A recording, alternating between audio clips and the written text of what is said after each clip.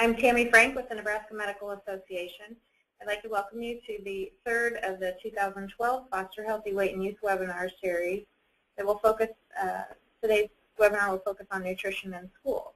We'd first like to thank Dr. Carla Lester with Teach a Kid to Fish and the NMA's Childhood Obesity Prevention Project, Holly Dingman with the Department of Health and Human Services, Nutrition and Activity for Health Program, Dr. Christina Fernandez with the HEROES program at Children's Hospital and Medical Center, Dr. Sally O'Neill, Jeff Klein, and the staff at Creighton University CME, and Dr. Robert Murray with the Ohio State University for all the work they've done to make this webinar possible. I'd like to introduce Dr. Carla Lester, who will talk about the CME credits associated with this webinar, and will give the background of the Foster Healthy Weight and Youth model. Dr. Lester is a pediatrician here in Lincoln that started a nonprofit organization called Teach a Kid to Fish. Its mission is to prevent and reduce childhood obesity by empowering Lincoln children and families to eat healthy and be active. Dr. Lester also developed the NMA's Childhood Obesity Prevention Project. Dr. Lester? Thank you, Tammy. Thank you, all of you who are attending today. We're pleased to be able to offer 1 hour of free CME and continuing education to those participants who qualify. The Creighton University School of Medicine designates this live activity for a maximum of 1 AMA PRA Category 1 credit. A detailed information sheet containing this information accompanies this webinar registration and may be found on the Creighton website. This activity has been planned and implemented by Creighton University Health Sciences Continuing Education, the Nebraska Medical Association, Teach a Kid to Fish, and the Nebraska Department of Health and Human Services. Neither the planning committee or speakers for the webinar series have any conflicts of interest or disclosures and have signed statements claiming as such. After the webinar, you will be sent a link to the post-test and evaluation via email, and you may also visit cme.creighton.edu for more information. Foster Healthy Weight and Youth is Nebraska's clinical childhood obesity model. The clinical resources have been and continue to be disseminated to physicians across Nebraska. It is a comprehensive model with a toolkit, pocket reference algorithm, free CME training video which outlines the steps in assessment, prevention, and treatment in the primary care setting. There are also consistent messaging, patient brochures, and posters to resource to your office. All of the resources are free and are available through the Nebraska Medical Association's website. Now I'm going to go ahead and introduce our speaker for today. Today's webinar is titled Nutrition in Schools, and our speaker is Dr. Robert Murray. Dr. Murray is a professor in the Department of Human Nutrition at Ohio State University. For 21 years, he was in the section of pediatric GI and nutrition at Ohio State University School of Medicine, and most recently served 5 years as the director of the Center for Healthy Weight and Nutrition at Nationwide Children's Hospital. Dr. Murray also is the immediate past chair of the American Academy of Pediatrics Council on School Health and is their representative to the National Action for Healthy Kids, promoting school policies to combat child obesity. In 2011, Dr. Murray received the Senn Award from the American Academy of Pediatrics for his contributions to school health. At the state level, he currently serves as chair of the American Academy of Pediatrics Ohio Chapter's Home and School Health Committee. Dr. Murray? Thank you, Carla. Hopefully everybody can hear me. Welcome to the webinar. We're going to cover several different topics today about food in school and also about, in general, children's nutrition and where a lot of the current nutrients are coming from and where the problem areas are. As you know, the coordinated school health model really is what we all use to shape our thinking about interventions in school. And nutrition fits in very tightly, nutrition services fits in tightly with a number of other aspects of creating a healthy school environment. This is a CDC model that's been in place for the past couple of decades and is used by all of us, including school nurses, school food service, physicians, and others. The obesity epidemic really exploded onto the scene in the 70s for both adults and children. As you can see, the older children took off early, and the youngest children that we have, 2 to 5-year-olds, have lagged a little bit behind but are catching up very, very quickly relative to where they were before. There are a multiplicity of causes for this, and it certainly is not any one thing in terms of either diet or activity, but more of a cultural shift that started in the 50s after World War II, and it went on into the 60s and 70s with the advent of the information age and processed food and fast food and a number of other things that have taken place. The problem that we get into with obesity from a medical perspective is that excess body weight, fat mass, is associated with a whole host of different diseases and disorders that are chronic, that make up the core of the morbidity and mortality that we see in this country today, and unfortunately that are also creeping down in age. So a number of these disorders were previously associated with people in their 40s, 50s, 60s or older, are now being seen in adolescents, elementary schools, and even at the point of preschool for some kids. So we're seeing a lot of problems develop that we think are preventable, and they all seem to go back to this obesity epidemic, but that is actually symptomatic of our lifestyle changes and things that we need to alter in terms of diet and activity. I'll just show you this from Dr. Michelle Batista, who worked in Columbus Public Schools, an urban, relatively poor school district. And she looked at third graders, 8-year-olds, and fifth graders, 10-year-olds, and screened them for BMI, for acanthosis nigricans, which is that darkening and thickening of the skin around the neck. You sometimes see kids and you think their neck is either sunburned or chronically chafed or dirty. But in reality, that's a darkening that's associated with higher insulin levels, insulin resistance. And she also screened them for blood pressure. And this is what she found. When she looked at kids in the schools, she saw that as many as a third of the very young kids and 40% of the older kids were overweight, in the overweight category. The thing that was striking to Dr. Batista is the percentage of those kids that were in the extreme category of 99th percentile or higher that made up the majority of cases. The other thing she was struck by was that about a third of those kids, a little higher in fifth grade, showed signs of insulin resistance, and about 20% of them, not quite 20% of them, showed signs of high blood pressure. And these are 8-year-old and 10-year-old children. Interestingly enough, we've screened some of the kindergarten kids, and we don't see these kind of disorders in for almost all kindergarten children. So this is something that develops very rapidly with excess weight in the first few years of elementary school. A quite shocking set of findings. And this leads us back to something in medicine that I think is fundamental. We simply cannot tackle the obesity problem and all the other attendant lifestyle problems if we don't know that the child is overweight. And to do that, we absolutely have to do the BMI percentile. As you know, a number of states around the country have had school nurses doing the BMI percentile, and they do a spectacular job of that. There are a number of models for BMI percentile on school-aged children, but I think it's critical that, that physicians, school nurses, and others work together to get this number to the family and then hold a discussion. Kids, unfortunately, are not just overweight. They're also undernourished in terms of a very poor diet and physically unfit. So we've managed to really create a childhood that is going to be a real problem for healthcare going forward.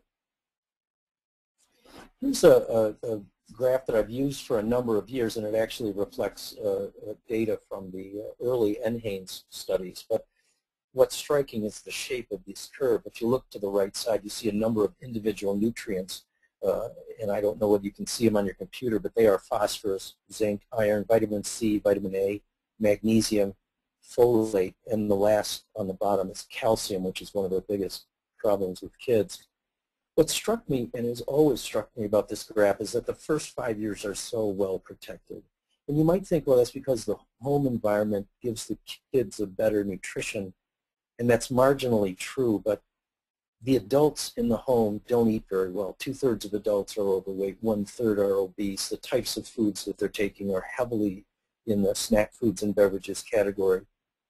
And the reason that I finally concluded that they did so well in the first 5 years is because of the Women, Infants, and Children's Program, the so-called WIC program.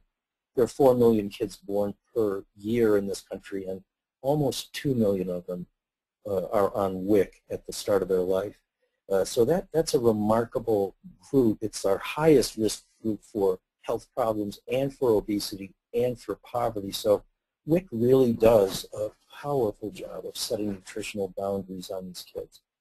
Unfortunately, after age 5, the child becomes increasingly more mobile, they have more money, they have more ability to express their taste in food, and that becomes a problem as they approach middle school and then high school. Of great concern to me is the child at the end of high school. When you look at males, they do reasonably well. They have inadequacies in some of the things that we saw before, particularly calcium and fiber, potassium. But they do reasonably well because they eat a lot of calories. Teen males can eat 3,000 calories a day. And in the volume, they tend to maintain intake of meat and intake of milk, and I think that does a lot to prop up their diet. Females, on the other hand, are a national disaster. Teen females have the worst diet in America, rivaling seniors in this country. They are inadequate in a whole array of very important nutrients. And these, of course, are kids who are 18 years old. They're going to go out into college life or working life. And they are the group that are entering into childbearing years with a tremendous range of deficiencies. And let me show you what happens after they get into that group. Here's all women of childbearing years, 14 to 50. And you see that same list: iron, vitamin D, fiber, vitamin E, calcium, magnesium, and potassium, and then on down to such things as folic acid, which, as you probably know, are directly tied with spinal cord problems in pregnancy. All of these things need to be rectified if we want the pregnancy to be optimal for the mother, the child, and the child's future health. So how do you unravel obesity in this country? And I think the secret is not through sending people to the gym and exercise exclusively. I think our best first place to start is to improve diet quality. I think the problem is not that we don't have a lot of access to a lot of nutrients in this country. The problem is that the ones we select are of extremely poor quality, and it leads to a number of different problems. The basis for our education of the public is the dietary guidelines for Americans.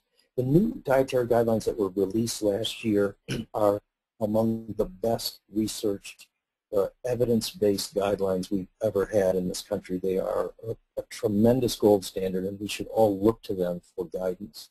Basically, they laid out that there are 5 food groups that all meals and all snacks should be derived from: fruits, vegetables, grains, particularly whole grains, low-fat milk and dairy, and lean meats and quality proteins such as nuts, fish, nut butters, and different types of leaner meats that provide a lot of different nutrients. They wanted us to control excess weight. They wanted better balance between our daily activity, which really sets the number of calories that we can eat. And they wanted that balance between calories and activity to be much more thoughtful on the part of the American public. And finally, they wanted nutrition from every calorie. They wanted us to draw our 5 food groups in terms of nutrient-rich foods. And what that really is the ratio of nutrients per calorie. That really is the way to think about that. So the foundation foods are these 5 foods. And we really need to get people to think in terms of, when they select foods at meals or for snacks, how do I mix and match from these 5 food groups to get the most nutrients I can get per calorie? And then how do I expend those calories in a rational fashion? Nutrient-rich foods is the basis of nutrition. You'll hear it called nutrient-dense foods. It means the same types of things. It's the types of foods that we can really depend on to give us a whole array of different nutrients. Let me just show you some 10 power foods and illustrate the point. Sweet potatoes and squash are loaded with nutrients. Spinach is a classic example. if you swap out spinach and begin to put that into your diet instead of iceberg lettuce, you can see a tremendous shift in the nutrient density of the diet. Same is true for dark berries such as blueberries and blackberries. They offer us a tremendous range of nutrients.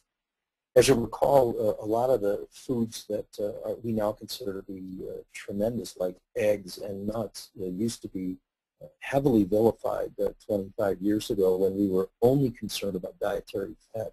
If you look at nuts, they are one of those real, true power foods in the diet, and we need to figure out ways of weaving them into the diet, being fully aware that they have a fair amount of calories. And here's what they meant by balance. We used to say to people, you're 40 years old and you're a female, so you're allowed to have 2,200 calories a day, and everybody was the same. And in 2005, the Dietary Guidelines Committee said, no, you can eat the amount that you expend. And you have to be honest with yourself, whether you're a sedentary person, a moderately active person, or an active person. But one way or another, at each age, all the way through the life course, we have to select our total calories, the denominator for the day, based on who we are and how much we move. And that does not mean physical activity or spin classes or yoga. That means movement during the day.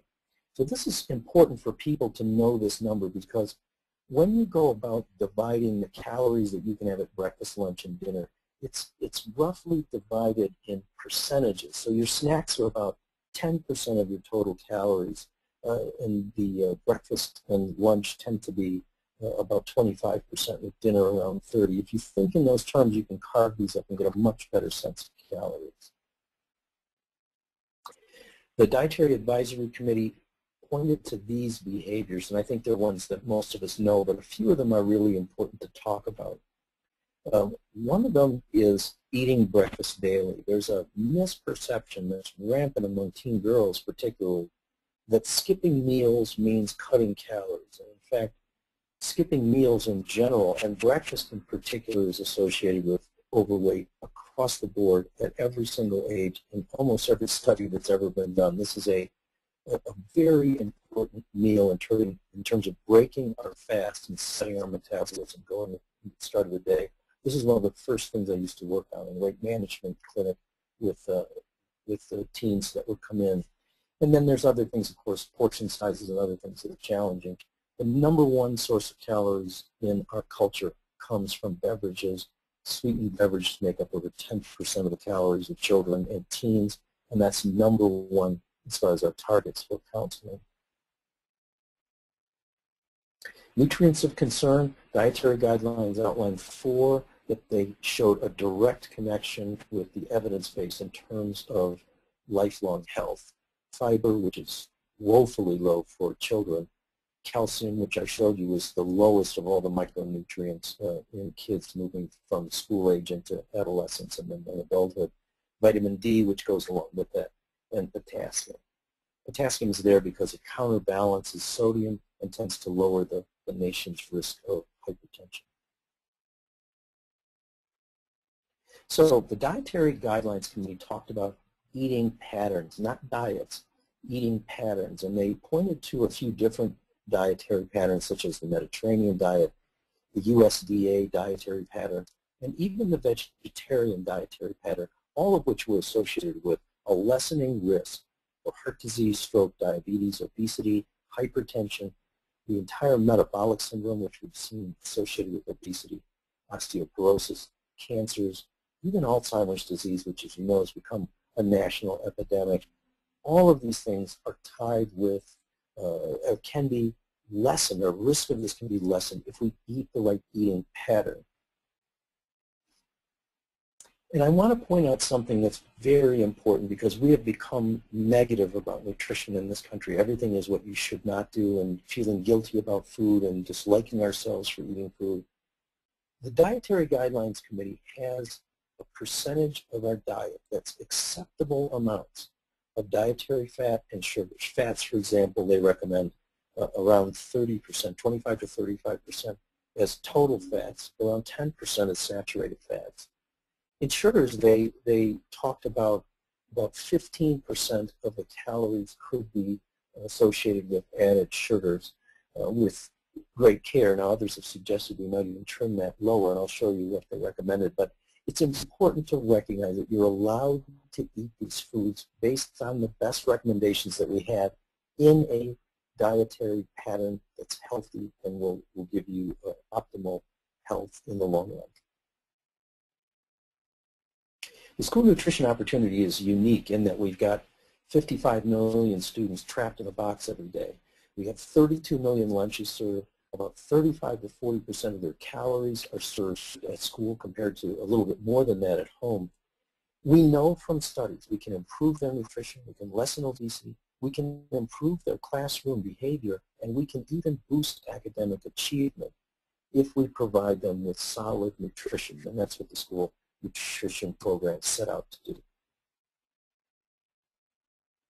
So our two best programs that we have, they are long-term, the National School Lunch Program, which was established in the 40s, and the National School Breakfast Program, which was established in the 60s. Together, these two are very, very powerful in terms of child nutrition. They are part of a USDA safety net for our poorest American children and kids who are frequently exposed to food insecurity. So they are part of summer programs, after-school programs, preschool age programs, and commodity supplement programs. Unfortunately, the National School Lunch Program serves 32 million lunches a day, but the school breakfast program serves only a third of that. And summer meal program, 90% of the kids who are eligible for school lunch don't get anything from the USDA in the summertime, even though this program is available. So this is a critical public health process of trying to get these kids into programs that don't stop during vacation times, that don't stop on weekends, that don't stop during the summer, to prevent the idea of food insecurity from robbing them from their potential. The new Child Nutrition Act is called the Healthy Hunger-Free Kids Act in 2010, and these were the points that were new in this bill as a mandate to the USDA. And I'll point out a number of different things there. But on the bottom you'll see, for the first time, the USDA has been given authority over all foods in school, including foods that are sold a la carte, in vending machines, and in any other form that's served during the school day. This is a very important mandate to USDA, and it gives us an opportunity to improve nutrition across the board. The other thing they did this year in the Child Nutrition Act is they set a bottom and a top for the calories served. In the past, they used to have just the lower number. In other words, you couldn't go below 350 calories for a K through 5 child for the breakfast program. But they never put an upper limit, and so what they did this time is say, look, there's a limit that we can supply both on undernutrition and overnutrition. These are our parameters. They also talked about meal patterns in this for the first time. So they really were starting to mirror the dietary guidelines for Americans, and this is crucial. This is one of the targets USDA has tried to set out for themselves, is getting the school meals closer and closer and closer to our national goals. So what they did is they talked about meal patterns, and the meal patterns are servings in the proper portion size, the proper number of servings per week. So this is balanced over a week. But you can see how this breakfast example combines our 5 food groups into various servings and weaves them into the day for these children.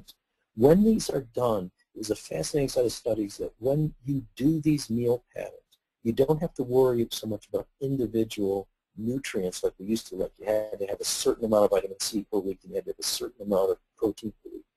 What they found was macronutrients and 24 micronutrients were all balanced properly when they followed this type of dietary plan. So it's right in line with the dietary guidelines, and it does what the dietary guidelines said it would do if we followed those patterns. Unfortunately for us, we have these great school programs, and then we have competitive foods in school, and they're all over the place. They're not just a la carte lines and vending things, but there's school parties, there's fundraisers, there's school stores, there's booster clubs and athletic clubs that have food sales during the afternoon. So the school is an environment, it's an ecosystem, and now the USDA is looking to try and apply their standards for good nutrition around all these. Not saying that we can't have booster sales and student club sales, but saying that the quality of those foods needs to step up. Here's why. Studies have been done over and over again for the last 15, 20 years, and they've shown that snacking has really taken over the child nutrition. 30%, and as much as the most recent study from National Cancer Institute, 40% of their daily calories are coming from snack foods and beverages. It increases their calories and carbs and fats in the diet, but it also displaces all those nutrients that we talked about, including protein and fiber and folic acid and iron, powerhouse nutrients we cannot afford to get rid of. So we've got to rethink snacking in this country. Let me show you some of the other habits that kids have gotten into around snacking. This is a trend in snacking where they used all age kids, and they really had a lot of kids in this study. They defined snacks conservatively as everything above 3 meals a day, although I'll show you that kids don't necessarily eat 3 meals anymore. What they found was, in looking at the course of the obesity epidemic, when they looked in 1977, only about 3/4 of kids snacked on a daily basis. And when they looked in 2006, virtually all kids were snacking regularly. They found even in the youngest age group kids, when you look at studies over the past 3 decades, kids have added more snacks, more grams of food, and a whopping 182 calories. Now, a little urchin here who's grubbing around in the refrigerator for food, this particular kid in this age group, the toddler, early childhood, will only be working around 1,000 calories a day. So 182 calories is a lot of additional calories, and it will have an impact, and it is having an impact on obesity rates in preschool-age children and kids as young as 12 months. Where are they getting the snacks from? Well, they're getting it from desserts, salty snacks, sweetened drinks, juice and fruit, and candy. These are the big 5. They are making up an overwhelming amount of their dietary intake, particularly in terms of solid fats and added sugar. So these are the sources of poor diet quality that I was talking about. If you look at them in terms of foods consumed as snacks, unfortunately this got scrambled, but you can get the picture. We've got our 5 food groups: vegetables, fruits, grains and whole grains, low-fat milk, and dairy, and then quality meats and proteins. And when you look at the type of food, the quality of the food, the grains are coming as Cheetos and cookies. The vegetables are generally potatoes and associated with fry. Fruits are liquid. Milk is often either flavored or frozen, which is causing some difficulty in terms of desserts. And then meats are very low quality. Hot dogs, lunch meats, these are low iron, high salt, high fat lunch meats. So the quality, it's not the food group, but it's the quality of the foods that's getting kids in trouble. 6 foods are associated with half of all the empty calories identified by the dietary guidelines. Grain desserts we talked about, and those would be cakes and cookies and pies and the like. Pizza is a huge addition to kids' and teens' diet, and then soft drinks. Those are the big 3. Fruit drinks, dairy desserts, and then whole milk, and I think this is really important. The Dietary Guidelines Committee identifies milk as one of the 5 foundation foods in our diet. But what they're looking for here is for the nation to move away from whole fat milk down to 2% and then 1% in skim. They would like to see all of us on skim milk, non-fat milk, or 1% for all of our milks, whether they're flavored or unflavored. They'd like to get us down into that category. So these are the targets that we're thinking about when we look at school food. Key targets are solid fats and added sugars, and again, those things keep showing up. It has to do with the concentration of sugars in low-quality foods and the concentration of solid fats in the diet that we think could be cut and cut calories at the same time. Teen snacking, If you look at this graph, these are teenagers now. 2/3 of the country's teenagers have 2 or more snacks a day. So grazing has become the norm for these kids. They're eating very, very commonly throughout the day, and I think you can see here whether males or females, their caloric intake goes up dramatically when they snack more often. This is an Urban Corner Store middle school study that they went to poor areas, and they captured kids coming out of 7-Elevens and the like and asked them what they bought and how much it costs. And what you find on this is a classic American thing. They only spent $1.07, but they got 2 items per trip, and the calories were 350 calories per. So if 2/3 of the kids are getting 2 snacks or more a day at this kind of rate, you're talking about 700 calories a day in just snack-type foods taken over and above meals, and it's cheap. The classic paradigm for why we pick certain foods is because of taste, value, and convenience. That's true for adults and kids. Taste, value, and convenience. This study really illustrates that. So nutrition standards for school foods have been instituted. They were recommended by the Institute of Medicine in 2007. We know that we can do a good job of 35 to 40% of their daily calories if we control all the foods.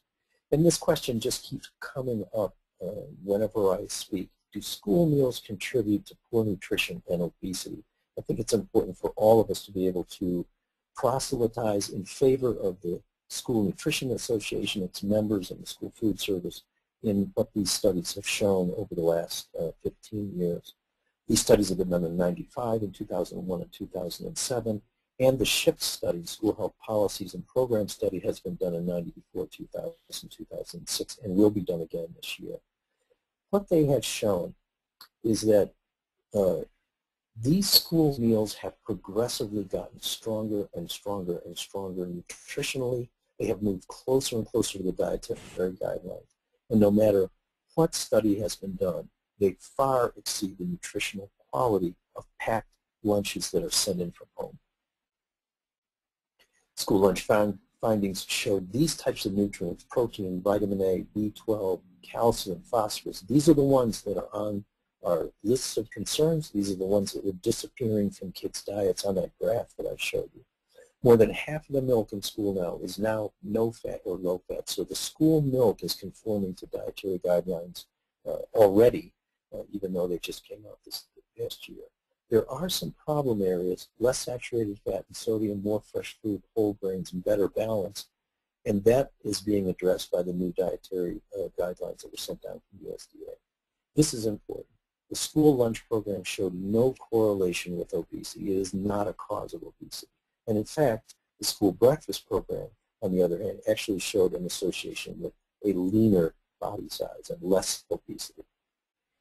And also keep this in mind, that among our kids who are poor in this country and who have very poor diets, even if they're wealthy, the school meal may be the only place that they ever see proper portion size in proportionality and among the 5 food groups. It's a very important meal visually and in terms of getting kids to understand what a true portion size should be.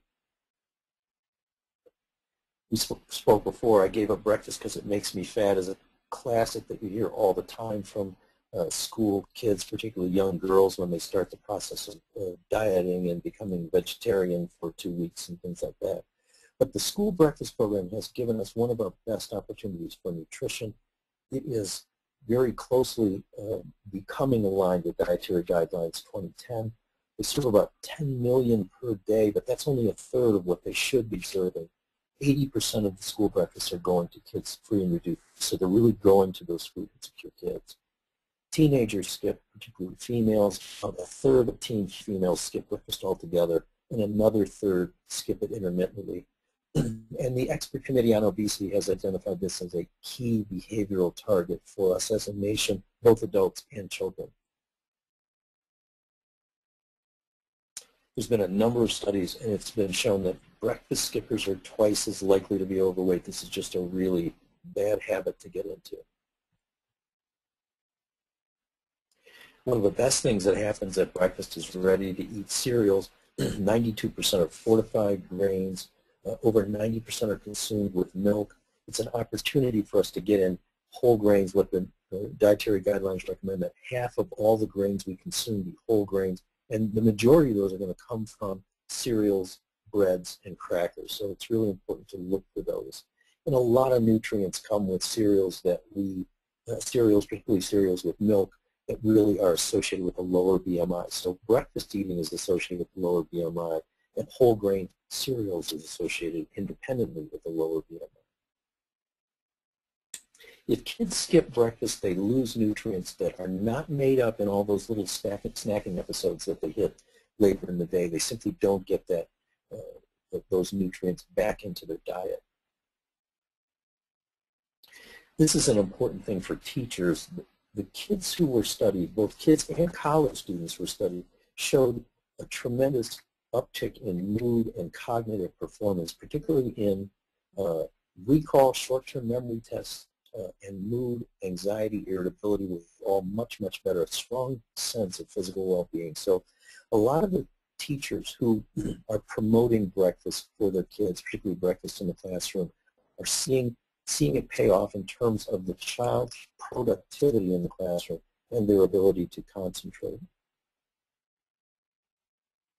Breakfast in the classroom has become a real national trend, and it's being promoted heavily by a number of different organizations, including the School Nutrition Association and a number of us on the pediatric side. It can be done in a very short period of time. It's clean, it's efficient, it gets the kids settled down, it gets them a good, solid, balanced diet that we saw we could lay down, that meal pattern that Dietary Guideline wants us to do. It's a win-win-win for everybody. So this is the type of thing that you'll see some school districts, like New York City school districts, put in place that really makes a difference for the kids and the teacher and their eventual academic performance. The second question I get all the time is chocolate milk going to make the child overweight and make them a sugar hound where they only want sugar all the time? First thing to remember, kids are born genetically programmed to prefer sweet, and little kids' sweet profile is intense. They like a lot of sweet. So even infants, if you put extra sugar in the milk, they will drink more of it. And this is true all the way through childhood and into adolescence before this intense liking of sweet begins to wane. So they don't learn this in school. This is built into the bone marrow early in life. Let me show you some other things, and I think this is crucial. The Dietary Guidelines Committee cited this NHANES type information, and they showed that 76% of the added sugars in the child's diet are coming from soda and soft drinks, candy, sugary foods, fruit drinks, and grain-based desserts. Despite all that, the real heavy attacks that I hear all the time are on flavored milk and sweetened cereals, and they account for a fairly small amount of the added sugars in the kids' diet. But they also are associated with a much better diet quality. So when we take flavored milk away and milk consumption drops, we lose. We lose in terms of diet quality. When we take away those cereals that kids will eat, we lose because they don't get whole grains and they don't get some of the things we feel that they need in their day. If we're going to expend energy on school food, expend it on where the problem foods are that are high in calories, high in sugar and solid fat, and low in nutritional quality, and these are these types of foods. So chocolate milk has the same nutrient panel as white milk. Almost all the chocolate milk in school is now fat-free. This is the kind of thing that's nutrient-rich food, and the chocolate is being used to sell it so that kids consume their adequate amount. The other thing to remember about chocolate milk, milk is the #1 food source for 3 of the 4 nutrients of concern cited by the dietary guidelines: calcium, vitamin D, and potassium. We cannot afford to have kids drop from their already inadequate milk intake and lose these nutrients even more than we have already. We need to continue to promote nutrient-rich foods, and dairy products is one of the most nutrient-rich and cost-effective foods in the diet. So no, I don't believe that chocolate milk should be pulled from schools. I think it's a mistake. I think we're going to lose out on the ability to maintain good diet quality And because they contribute so little to calories in the kids' diet, I don't think they make any inroads in obesity by doing so. So just a few points. They have higher micronutrients. They consume more milk and less soda and fruit drinks. There's a direct trade-off. They do not consume more added sugars when you look at kids who drink flavored milk versus those who don't drink flavored milk. So what's happening is if you restrict them from flavored milk, they simply get sugar elsewhere in their diet. And then most importantly, I think their BMIs are the same or lower than those kids who don't drink milk. And this has been shown in a number of studies by Rachel Johnson, who was the former dean of nutrition at Vermont. So it's important, I think, when you think about nutrition, all of us, whether we're parents or professionals in health, we need to decide what is going to be our perspective on diet quality. On the left is what you've been hearing for 4 decades, all the things we should not eat. It's made Americans guilty. It's made them diet crazy. They simply don't function in a rational way toward food, and they also don't like food and don't like themselves because of the way we've made them feel about food. As I always say, that the ideal food based on the way we teach nutrition is water, because it doesn't contain any of those things. But the Dietary Guidelines Committee really laid out a good diet, a diet that people can live with for life. It's great food, it's well balanced, it's a meal pattern that allows people to really mix and match foods and get comfortable with a number of different things. And they don't restrict sugars and fats in the diet in terms, they don't totally restrict them. What they say is it should be limited. Build the rest of the foods first, and then the stuff that's left over are the added sugars and solid fats that you're allowed to have in a quality diet pattern. So this is a quote from Mary Story, and I think it's worth remembering. There's a national concern about obesity and the role of school foods, but this decade is providing us an unparalleled opportunity to really push for policies and practices to make helpful school meals and make that school food environment optimal to improve kids' diets, but also to improve their academic performance as well. Thank you. I hope you have questions and things that you might want to talk about. Okay. Thanks, Dr. Murray. We'll now open the webinar up to any questions you might have. Again, you can type your questions in the chat or questions section at to the right of your screen, or you can press that raise your hand button and we can unmute your line and ask in person. So we'll take a few minutes here and let those come in.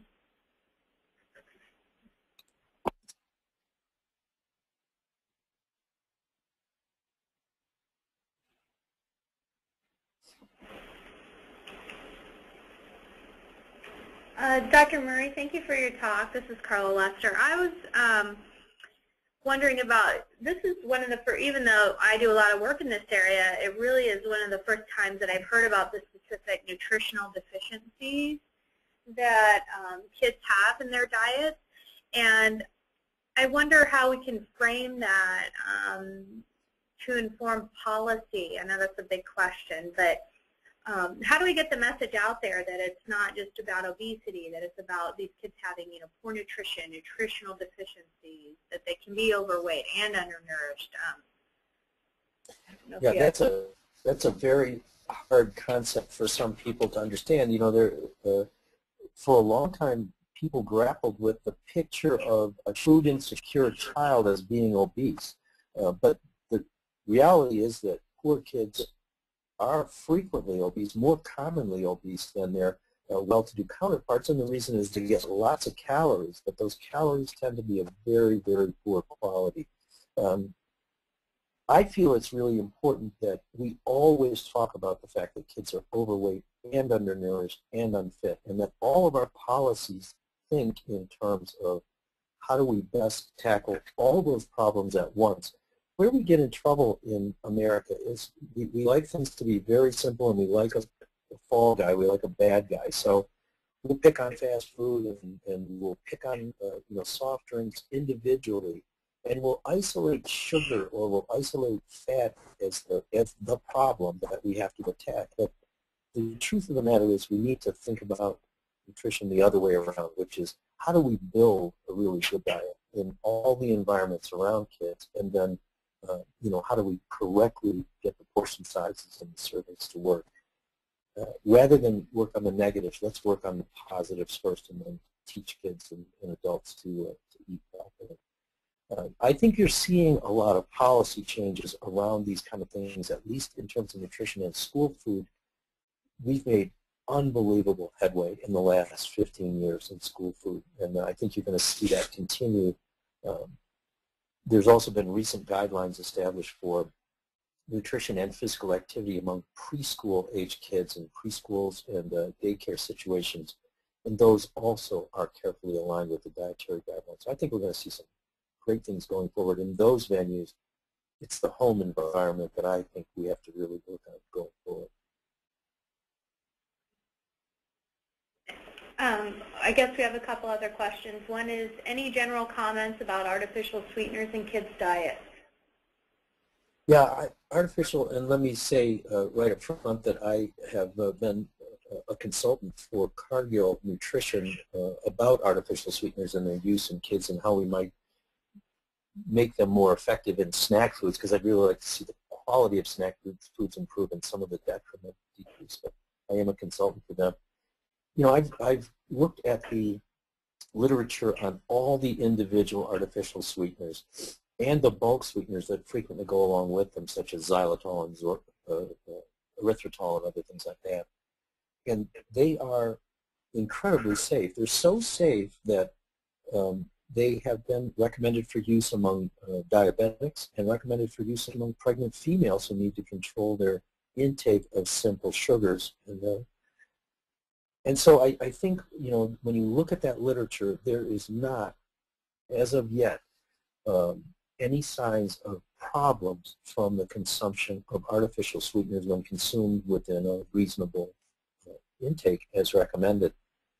I think it's a great opportunity for us to shave calories so that if a child likes, sweetened cereal, we could sweeten the cereal without adding calories. If a child likes, my grandmother used to make sweet potatoes, and she would put marshmallows on the top. It might be a way to put something else in there, or in oatmeal or in yogurt. We do it all the time in yogurt for adults, where we cut the calories by using Splenda or aspartame or Truvia or whatever is available.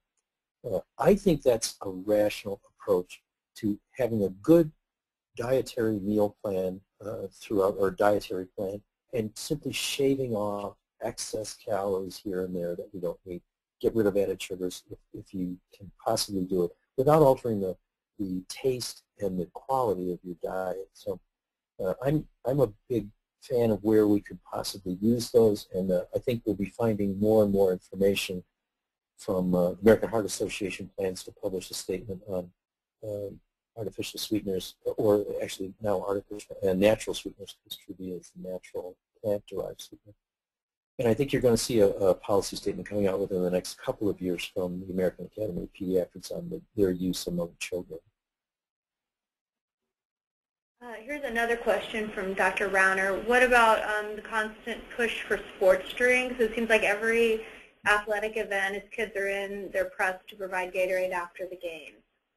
Yeah, that's a great question, and it's important for parents and coaches and schools to understand that. The American Academy of Pediatrics Committee on Nutrition just released a policy statement along with the sports medicine physicians in the academy talking about the rational use of sports drinks and then also about the dangers of sports drinks and energy drinks in terms of kids' nutrition. The basic rule of thumb is this. The rehydration drinks are for rehydration. So if the child or the adult is not sweating profusely and losing enough where they need rehydration, then water is sufficient. You do not need to use Gatorade for the Sunday afternoon soccer league where the 6-year-olds run around for 20 minutes and then we dump 300 calories worth of snack foods on them afterwards. What we need to do is use those rehydration drinks for those athletes that need rehydration. They do provide half the calories of soda, but they actually substituted a lot in schools when the sodas were moved out. These rehydration drinks became kind of the normal drink for kids, and they do provide quite a bit of calories and unnecessary sodium in the diet. So if you're not sweating a lot, then the secret would be to simply avoid those altogether. The energy drinks, on the other hand, I think are being widely used among particularly teenagers and college-age kids, and those have some real hazards to them in terms of caffeine and other stimulants that can really cause trouble. And of course, some of the college kids, they're actually consuming alcohol with those, so you're getting a downer and an upper at the same time, which can wreak havoc on some kids if they're having any problems. Okay, thank you. This might be a little bit outside the scope of the talk, but if you go back to the slide where you showed that, you don't have to do that, but where you talked about WIC being the major influencing force in keeping kids from having the nutritional deficiencies up until about age 5 or so. Can you talk a little bit more about that and why would they so steeply drop off? Yeah, it's an interesting question, and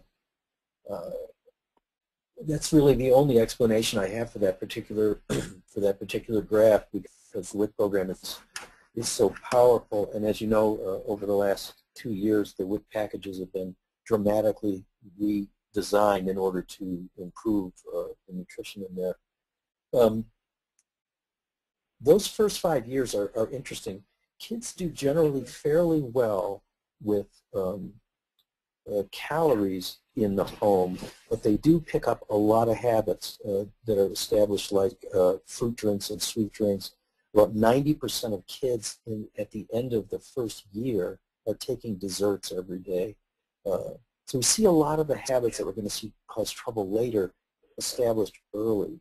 But they do have a certain structure to their day as a child in the first 5 years. They sleep pretty well. They generally have meals and snacks laid out fairly well when they're in the home environment. When you look at it at a relative who's providing daycare services, child care services for the child, they tend to give more calories than the parents would. And if you go to an in-home daycare center that's not a relative, they have even more calories than that. So, you know, it's a complex world. You've got 60% of women who are working. You've got half the kids in the country who are in daycare situations in the first year of life. And I think you're getting a lot of different opportunities for trouble. And I do think that WIC and some of the other managed child care centers that are using the USDA programs are doing extremely well at supporting day-to-day nutrition.